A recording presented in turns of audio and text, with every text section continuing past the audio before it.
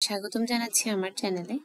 আজকে আমরা ধাতু, ক্ষার ধাতু এবং মৃৎক্ষার ধাতু সম্পর্কে জানব। আমরা মূলত এই ভিডিওতে ক্ষার ধাতু এবং মৃৎক্ষার ধাতু সমূহ মনে রাখার জন্য বিশেষ ছন্দ জানার চেষ্টা করব।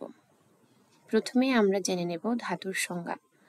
ধাতু বলতে সেসব মৌলিক পদার্থকে বোঝায় যারা খুব দ্রুত আয়ন সৃষ্টি করে এবং ধাতব বন্ধন গঠন করে। তারপরে আমরা জেনে নেব এস ব্লক মৌলসমূহ। এস ব্লক মৌলসমূহ জানা এখানে জরুরি, কারণ আমরা যে ক্ষার ধাতু এবং মৃৎক্ষার ধাতু সম্পর্কে জানব তারা মূলত এস ব্লক মৌল।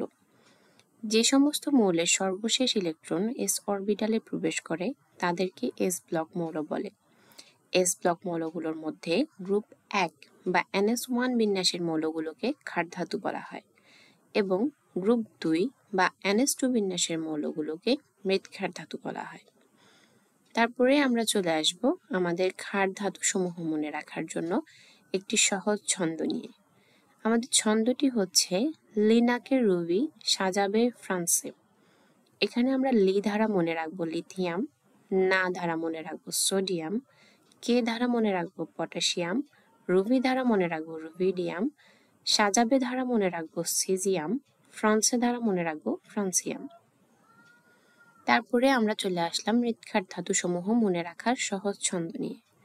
আমাদের ছন্দটি হচ্ছে বিধবা মায়ের ক্যাডার সন্তান বাদশা রহিম।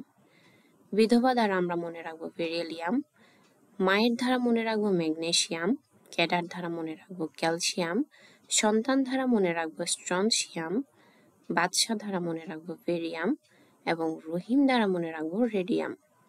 আমরা সবগুলো পরমাণুর পাশে আবার তাদের পারমাণবিক সংখ্যা উল্লেখ করে দিয়েছি আপনাদের জানার সুবিধার্থে। আমরা ক্ষার ধাতু এবং মৃৎক্ষার ধাতু সম্পর্কে অন্য কোনো ভিডিওতে বিস্তারিত জানব। ধন্যবাদ সবাইকে।